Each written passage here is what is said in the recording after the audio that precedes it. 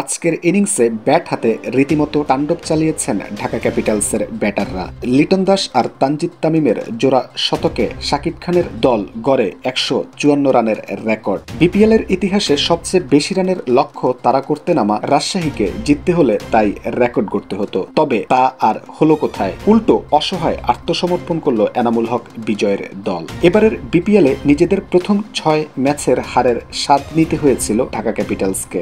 অবশেষে নিজেদের সপ্তম ম্যাচে এসে জয়ের দেখা পেল শাকিব খানের দল।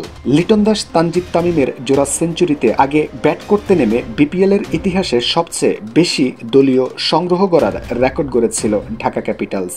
দুর্বার রাজশাহীকে লক্ষ্য দিয়েছিল 155 রানের। বিশাল লক্ষ্য তাড়া করতে নেমে এনামুল হক বিজয়ের দল 15 ওভার 2 বলে 105 রান করেই অল আউট হয়েছে, আর তাতেই 149 রানের বড় ব্যবধানে জয় পেয়েছে ঢাকা ক্যাপিটালস। চলমান আসরে ঢাকা ক্যাপিটালসের এটি প্রথম জয়।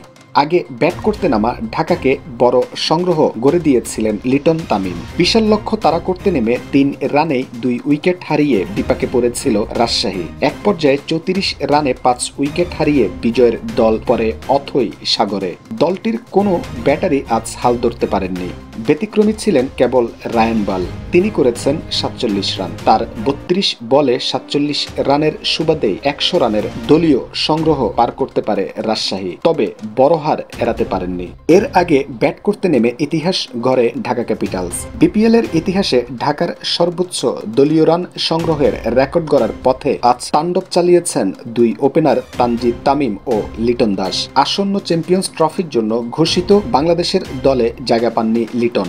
সাদা বলের ক্রিকেটে তার পারফর্ম ভালো নয় বলেই দল থেকে বাদ দেওয়া হয়েছে। এদিকে দল থেকে বাদ পড়ার খুবই যেন আজ রাজশাহীর বোলারদের উপর ঝেড়েছেন লিটন। তিনি আজ ওপেনিং এ নেমে খেলেছেন 55 বলে 125 রানের অপরাজিত ইনিংস। 227.27 স্ট্রাইক রেটে 10-4 আর 9-6 মারকুটে এই ইনিংস খেলেন তিনি। এদিকে লিটনের মতোই আজ আগ্রাসী খেলেছেন ঢাকার আরেক ওপেনার তানজিদ তামিম। তিনিও করেছেন সেঞ্চুরি। 64 বলে 108 রান করে তামিম আউট হন শেষ ওভারে।